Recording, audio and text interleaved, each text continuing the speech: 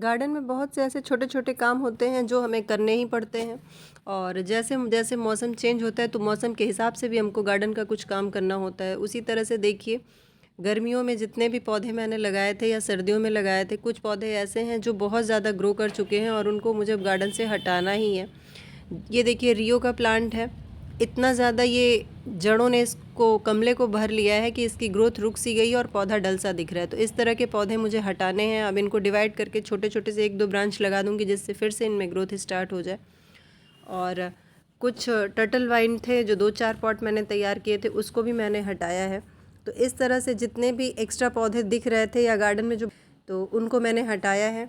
और सर्दियाँ अब धीरे-धीरे आ रही हैं तो उसके लिए भी जगह होनी चाहिए गार्डन में। गार्डन इस समय इतना ज़्यादा भरा हुआ है कि सर्दियों के एक भी पौधे लगाने की जगह नहीं दिख रही है। तो इस स्टैंड पे मैं सोच रही हूँ कि जो भी रियो के प्लांट हैं उनको और कम करके पॉट में लगा दूँ जिससे फिर से ग्रोथ उनकी स्टार्ट हो जाए और आगे वाले जितने भी स्टैंड है उस पे मैं उनको रख दूँ। और यहाँ देखिए एक काम ये भी मुझे करना है, आज क्रिसेंथेमम के जितने भी पुराने पौधे हैं उनको फिर से तैयार करना है। और गार्डन की साफ़ सफाई हो रही है तो उस समय कुछ इंडोर प्लांट्स निकले हुए हैं और इसे मैं किसी को दे दूँगी। काफ़ी इंडोर प्लांट्स निकले हैं जिसमें स्नेक प्लांट है, अरेलिया है, डमकेन है, इस तरह के काफ़ी पौधे हैं, अम्ब्रेला पाम है। और इनको एक जगह मैंने देखिए इकट्ठा कर लिया है और ये सारे ही पौधे मैं किसी को दे दूँगी। एलोवेरा है और ये कटिंग से ईज़िली तैयार हो जाते हैं, तो जब हम कटिंग तैयार करते रहते हैं तो हमारे पास काफ़ी पौधे हो जाते हैं। और इस तरह से तैयार किए हुए पौधे हम किसी को गिफ्ट भी कर सकते हैं। तो कटिंग हमको तैयार करते रहना चाहिए। और अगला काम देखिए, मैंने इस तरह के जितने भी मेरे बोनसाई मैंने बनाए थे जेड प्लांट के और फाइकस के, बहुत ज़्यादा उनकी भी ग्रोथ हो गई थी और शेप समझ में नहीं आ रहा था, तो उनकी भी प्रूनिंग मैंने की है। और जेड प्लांट में जितना ही ज़्यादा हम प्रूनिंग करते हैं, कटिंग करते हैं, वो उतना ही ज़्यादा घना होता जाता है। तो इस तरह से जेड प्लांट को आप लगभग महीने में, 1.5 महीने में एक बार ज़रूर प्रून करिए जब उसका ग्रोथ का टाइम हो। तो इस समय जेड प्लांट गर्मियों से स्टार्ट हो जाता है ग्रोथ करना और उसमें ग्रोथ होने लगती है, तो आप कटिंग करते रहिए और तो पौधा आपका उतना ही ज़्यादा घना होता जाता है। इस तरह के जितने भी देखिए कोलियस के प्लांट मैंने लगाए थे, कटिंग से गर्मियों में सारे कोलियस ख़राब हो गए थे, तो कुछ कटिंग से मैंने लगा दिए थे, वो तैयार हो गए हैं। अब उनको मैं छोटे छोटे पॉट में शिफ्ट कर दूँगी। यहाँ पे देखिए जो पिकॉक मैंने बनाया था किस तरह से इसमें ग्रोथ हो गई है, बढ़ चुका है ये। अब इसमें एक बार फिर से वायरिंग करके और एक्स्ट्रा जो भी ब्रांच रहेगी उसको कट करके मुझे हटाना है, तब ये शेप में आएगा। तो इस तरह से छोटे छोटे बहुत ऐसे काम करने होते हैं गार्डन में जिससे हमें कभी भी टाइम नहीं मिलता है। गार्डन के काम से कुछ ना कुछ गार्डन में करना ही होता है। और ये वो सारे पौधे हैं जो मुझे हटा देने हैं, मैं किसी न किसी को गिफ्ट कर दूँगी, दे दूँगी। अपने गार्डन में इस समय हम लोगों को साफ़ सफाई पे भी थोड़ा सा ध्यान देने की ज़्यादा ज़रूरत होती है, क्योंकि बारिश होती रहती है तो पत्तियाँ गिरती रहती हैं इधर उधर और गंदगी काफ़ी फैल जाती है। और बारिश में एक्स्ट्रा ग्रोथ भी हर पौधों पे हो जाती है, तो प्रूनिंग और कटिंग ये काम भी हमको करना होता है। और यहाँ देखिए फाइकस के भी पौधे पे एक्स्ट्रा ब्रांचेज आ गई हैं, तो जब भी हम बोनसाई बनाते हैं तो मेन स्टेम जो होता है उस पर किसी भी तरह के एक्स्ट्रा ब्रांच नहीं दिखने चाहिए, उनको कट करके हटा देना चाहिए, तभी हमको पूरा शेप साफ़ सुथरा नज़र आता है और समझ में आता है। जब क्लीन नीचे की स्टेम रहती है तब हमारा बोनसाई काफ़ी अच्छा लगता है। और इस तरह से देखिए वायरिंग करके ही इन सबको मैं शेप में ले आई थी। और पिछली वीडियो में मैंने वायर हटा दिया था, जब मैं बोनसाई एक बना रही थी उस समय मैंने दिखाया था आप लोगों को।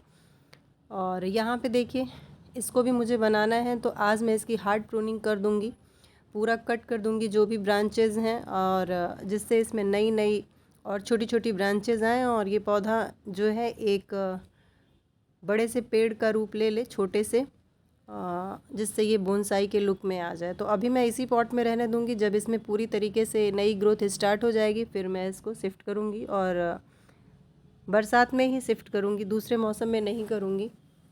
या तो सितंबर अक्टूबर में भी इन सब काम के लिए अच्छा सही समय होता है, उस समय भी हम रिपोर्टिंग और शिफ्टिंग वगैरह कर सकते हैं। कुछ मैंने देखिए ऑनलाइन ग्रो बैग्स मंगवाए थे और ये इनमें मुझे सब्जियां उगानी है। इस बार मैं कुछ सब्जियों के भी बीज लगाने जा रही हूँ, तो अगली वीडियो में मैं आपके साथ शेयर करूँगी किस सब्जियों के बीज मैंने कौन कौन सी बीज लगाए हैं। तो 10 ग्रो बैग इस तरह से मंगाया है मैंने, और ये शायद मुझे 620 रुपये का पड़ा है 10 ग्रो बैग, और ये 12 बाई 12 का है, तो काफ़ी सही है। और जो बेल वाले पौधे होते हैं उनके लिए थोड़ा सा और ग्रो बैग का साइज़ ज़्यादा रखना होता है, 15 बाई 15 या 18 इंच वाले, तो उसमें बेल वाले पौधे सही से चलते हैं। तो उसको भी मैंने मंगाया है, 3 बैग्स उसको भी मंगाए हैं। और इस तरह से देखिए मिट्टी में पूरा भर ले रही हूँ, ग्रो बैग तैयार कर ले रही हूँ। और इसमें राइस हस्क है, गोबर की खाद है और मिट्टी है।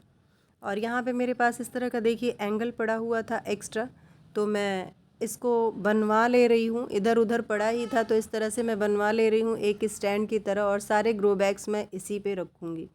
तो ये सारे छोटे छोटे काम आज गार्डन के हुए हैं।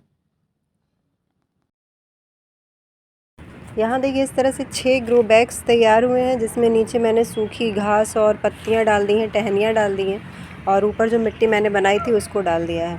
और ये खाली रह गया है ग्रो बैग, और अभी 3 ग्रो बैग्स खाली हैं। तो इन तीनों को अच्छी तरीके से भर देना है, और 3 बड़े बड़े ग्रो बैग्स हैं उनको भी मुझे भरना है। देखते हैं। और मिट्टी अभी ख़त्म हो रखी है, और एक ऐसे बोरी थी मेरे पास, इसमें इस तरह से देखिए पूरा मिट्टी मैंने भर दिया है। तो ये तैयारी हो रही है सब्जियों के बीज लगाने के लिए, और मुझे लगता है थोड़ा सा मैं लेट भी हो गई हूँ। पहले से मैंने ग्रो बैग ऑर्डर नहीं किया था और ग्रो बैग आने में लेट हो गया, तो अब लगाएंगे, देखते हैं।